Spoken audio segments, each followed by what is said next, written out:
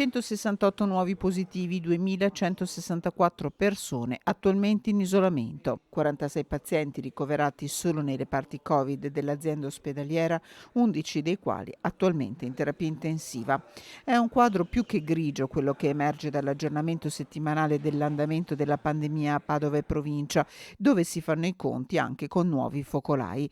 Una sessantina gli anziani positivi nella casa di riposo di Conselve, dove da venerdì riaprirà anche l'ospedale di comunità.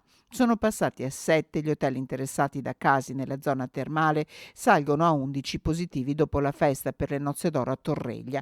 La situazione per ora resta però sotto controllo. La situazione è sotto controllo, soprattutto per quanto riguarda l'assistenza ospedaliera, e il nostro obiettivo è proprio questo, cioè mantenere sotto controllo quelli che sono i nuovi ricoveri che ogni giorno arrivano appunto in ospedale. Il timore resta proprio questo, garantire la piena operatività dell'ospedale e in particolare dell'attività chirurgica. Intanto dalle autorità sanitarie un accorato appello per la vaccinazione.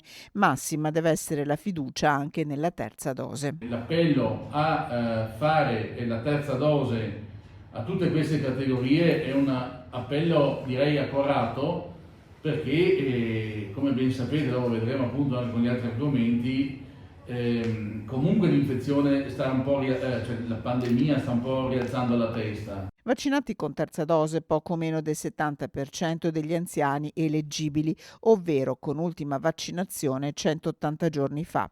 Fermi al 7,5% i pazienti fragili.